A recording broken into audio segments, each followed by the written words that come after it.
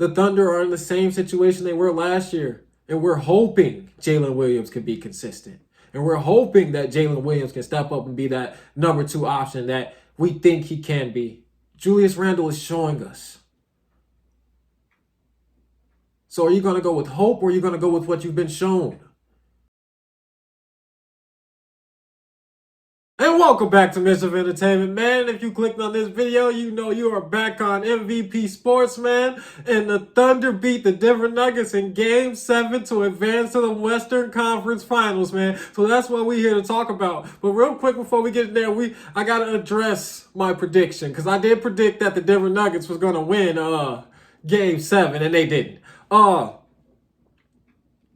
I said the X factor was going to be Jalen Williams, man, and Jalen Williams came out and had a great game. I came on here and I said whoever was going to be the number 2 for this game, they need to give SGA some help. I don't care who it is. If it's Jalen Williams, Isaiah Joe, Chet Holmgren, Isaiah Hartenstein, whoever it is, they need to come out. They need to have a good, efficient ball game. And you know, with me even saying that, I thought experience was still going to be the key. I still valued experience and the fact that Jokic was an NBA champion. But let me say this. The Thunder had a great strategy putting Caruso on Jokic. Let me just say, I feel like they completely stole the T-Wolves strategy. And if you know what the T-Wolves strategy is for guarding Jokic, it's putting kind of a smaller, better perimeter defender on Jokic. You know, that way they can guard him on the perimeter better, you know, swipe at the ball, make him feel uncomfortable. And even because, you know, Jokic is a big body player. So even if he drives to the rim, then, you know, because the T-Wolves, we got Gobert. Then you funnel him to the bigger swat blocking interior defender. And let me say, that strategy worked well. It worked wonders. And the Nuggets didn't make no adjustments, man. And I'm going to say that has something to do with coaching. And here's the crazy thing. Like I said last video, all offseason, I was counting the Nuggets out because of coaching. And then when it mattered the most, one of the biggest things was coaching. I didn't understand why they didn't try to get Jokic the ball on the low block. They kept running like those high ball screens, trying to get switches and stuff like that. They put Caruso on Jokic. At that point, space the floor out with the shooters, you know, and put Jokic down low like an old school center, like back in the 80s and 90s, and let him go to work that way. But with all that being said, the Thunder won that game. My prediction was wrong. Jalen Williams came out with more grit, more toughness, all of that, more will to win. And, you know, he helped SGA get that victory. And shout out the rest of the Thunder crew, man. And with that being said, we do have to get into my prediction for the Western Conference Finals now. OKC versus Minnesota. The Thunder versus the T-Wolves, man. Let's get into it. And real quick, man, I forgot to mention, because I really do want to give them their flowers, man. Jalen Williams, 10 for 17 from the field, 2 for 5 from the 3, 5 rebounds, 7 assists, and 24 points, man. He was out there doing his thing. Some of them steals he got, you know, it turned the momentum. He was out there helping to energize that team, man. And you know, SGA went out there and did his thing. Oh, efficient. Listen, 12 for 19, 3 for 4 from the 3, 3 rebounds, 4 assists, and 35 points. So shout them out, man. Now, before I get into exactly this Thunder versus Timberwolves, you know, I want to play this clip of one of my predictions from a year ago. So I'm going to let these clips play real quick, and I'm going to get back to y'all. At first, I ain't going to lie, my nephew messaged me about it. We talked about it. We were both angry. I was just a little nervous for Minnesota to make such a big move like that, swapping out one of their key players. You know what I'm saying? But looking at the trade now, I feel like it was a very good trade for the identity of the T-Wolves and the culture they're trying to establish. I feel like Julius Randle is a better perimeter player, a better perimeter defender, and he's more agile than Cat. And that'll help us out a lot. Dante DiVincenzo is a 3-and-D sniper, okay? And I like having that on the team, okay? A catch and shoot sniper. Shout out Dante DiVincenzo. So when I look at the totality, right? Because we lost Towns, right? Towns is a better 3-point shooter than Randall, but DiVincenzo is a better 3-point shooter than Towns. You know what I'm saying? I believe only two people shot 40% in the 3-point percentage in the playoffs last year, and it was Anthony Edwards and Dante DiVincenzo. Now they play on the same team. So you know what I'm saying? As far as team building and the structure of the T-Wolves look, I feel like we do look better.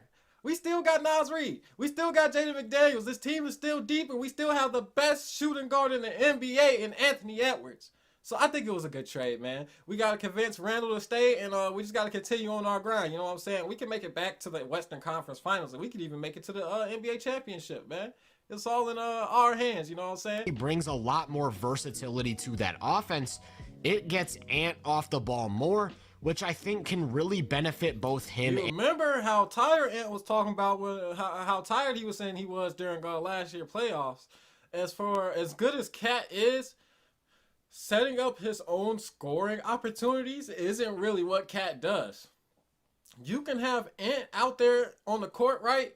And have Randall doing some of this ISO stuff and pick and roll ball with other people trying to get downhill, and you can put Ant in more catch and shoot situations, and he can be rested more, and they can kind of go on and off, you know what I'm saying? But Julius Randle is going to be a very good second option because he can do everything on the floor. He's a little bit undersized technically to be playing the power forward, but at the same extent in this new NBA, you need like a flexible power forward. He needs to be strong enough to guard bigger players, but also fast enough in case the other team is playing small ball lineup. And like they said, his offensive package is really a little bit of everything. You know what I'm saying? Inside, outside, mid-range, all of that. So, hey, man, shout out that prediction, man. I said that 7 months ago when the trade went down, man. I'm sorry if that's a little long, but that should help you understand exactly how I feel about the Julius Randle trade and the Timberwolves. Now, going forward, I would like to inform y'all that I am a Timberwolves fan. Now, I've been trying to look at this objectively. I really have. But I want to inform y'all that I am a T-Wolves fan.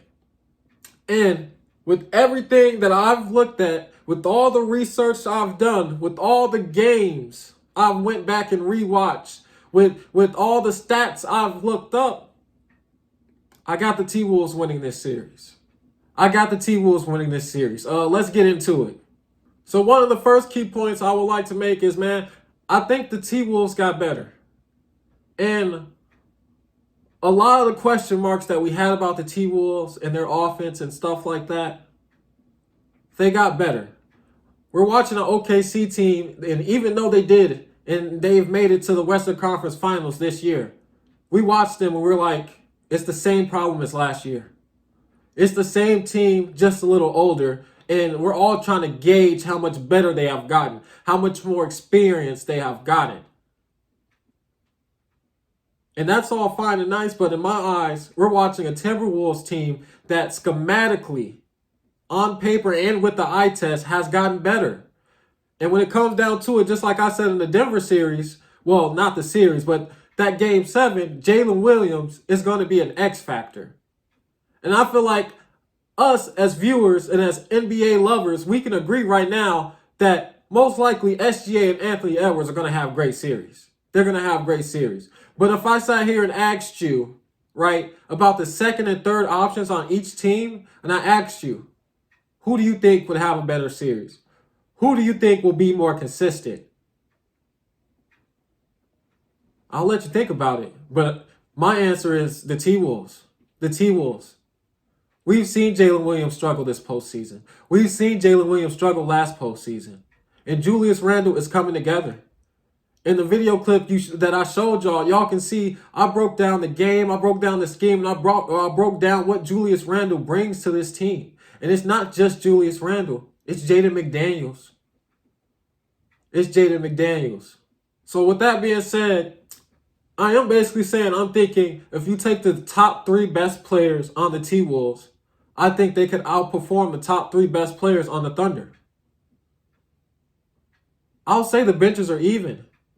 So I'm basically saying I think the Timberwolves, the top 3 best players on the Timberwolves can outplay the top 3 best players on the Thunder. We have questions about the consistency of Jalen Williams. Everyone's raving about Julius Randle right now. Julius Randle is an older player in his prime, older 20s, went from LA to New York. Now he's on Minnesota, from one championship situation to another championship situation. He should have the experience. He should have the grit and all of that. I think when you really look at this matchup, man, you have to take Julius Randle over Jalen Williams. And when you look at the rest of the supporting cast, when you get done talking about the ones and twos, I think you have to take the Timberwolves cast over the Thunder. But really quick, let's get into the top 3 players real quick. I'm going to read off their percentages and their shooting performance in this postseason. Playoff stats, we got SGA shooting 45% from the floor, 26.9% from the 3. Jalen Williams is shooting 42.5%, 25% from the 3. Chet Holmgren is shooting 45% from the floor and 35% from the 3. Combined, all 3 of them together is shooting 28%. And when you go against that with Anthony Edwards, Julius Randle, and Jaden McDaniels, Anthony Edwards shooting 44%, 38% from the 3. Julius Randle is shooting 50% from the floor, 35% from the 3. Jaden McDaniels is shooting 55% from the floor, 34% from the 3. Them 3 together are shooting 35% from the 3. They're out shooting the top 3 on the Thunder by 7%. And it's not all about shooting. It's not all about shooting.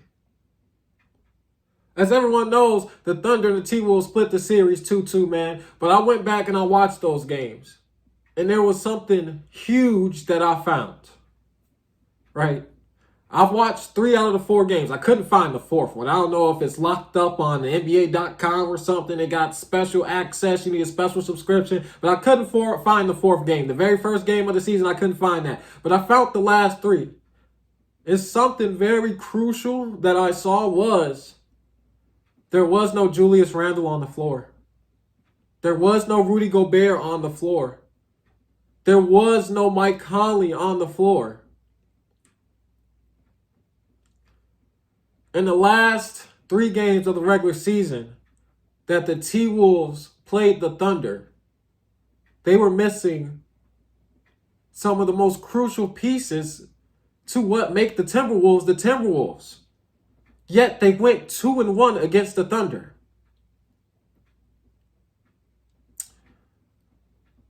With that, with me seeing that, with the stats, with the fact that the big 3 on the T-Wolves, or you can even say just the big 2. You can take out the big 3. Either way you want to say it. The big 2, the big 3, the stars on the T-Wolves are shooting better than the Thunder. I trust Julius Randle to be more consistent than Jalen Williams. With all these factors keep piling on each other, and I keep trying to tell you, I am a T-Wolves fan. But I tried to be objective. But what I'm seeing is showing me that the T-Wolves should have this series. And then when you talk about some of the defensive schemes that we can see coming from the teams, you notice the trapping of SGA at the top of the key, the doubling in the 2-3 zone. They do that to get the ball out of SGA's hand. They want someone else to play make. And I'm going to ask y'all this. You take the ball out of Anthony Edwards' hands, you give it to his team. You take the ball out of SGA's hands, you give it to his team. Which team do you trust more? Julius Randle has been consistent. Jaden McDaniels has been consistent. Rudy Gobert has, for the most part, been consistent. When I think about the defensive scheme that they're going to run, when I think about who's the number 2 option, when I think about shooting percentages, and when I look up the free throws attempts, SGA averages 8.8 free throws per game. Anthony Edwards averages 6.3. It's about a 3 free throw per game difference. I don't think that's enough. Hold on, let me get some more stats for y'all. The Thunder shoot 46% from the field and 35% from the three. The T-Wolves shoot 45% from the field and 33% from the three. The T-Wolves averaged 48.8 rebounds during the regular season, and the Thunder averaged 44. When I look at the stats of the team versus team, it's way too close. It makes it look like it's going to be a dogfight. Tooth and nail, game 7. But when you look at the second options, when you look at the makeup of the team, when you look at Anthony Edwards shooting versus SGAs, when you take and you encapsulate all of that, we can even talk about Rudy Gobert's perimeter defense. If he gets pulled out to the defense, then they're going to take advantage of him. I would argue that Rudy Gobert has as good perimeter defense as Chet Holmgren. I went back and I watched the footage. Anthony Edwards is comfortable shooting over Chet Holmgren. It's the lateral quickness for those taller guys that hurts them on the perimeter. So again, as objective as I tried to look at it, I feel like I just kept finding reason on top of reason on top of reason on top of reason why the T-Wolves should win this. When they went against the Thunder without Mike Conley, Rudy Gobert, Julius Randle, they were 2-1 against them. Now those guys are there. Jalen Williams just went through a series against the Denver Nuggets where he went up and down the entire series. I just saw Julius Randle put on performance in both rounds. The first round, he did it against LeBron.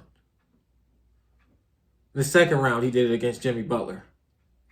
So I came in here giving the Thunder their flowers for beating Denver in Game 7, man. Jalen Williams showed up. On the video before this, I did say he was going to be the X Factor, and man, he showed up and he was the X Factor. I gave him his flowers. I gave SGA his flowers because he went off in the Game 7, did exactly what he needed to do, was efficient from the field, carried his team, and was the leader he needed to be. But now it's on to the next series. And I told you I was a T-Wolves fan. And again, no matter how I look at it, I keep finding reasons why the T-Wolves should win.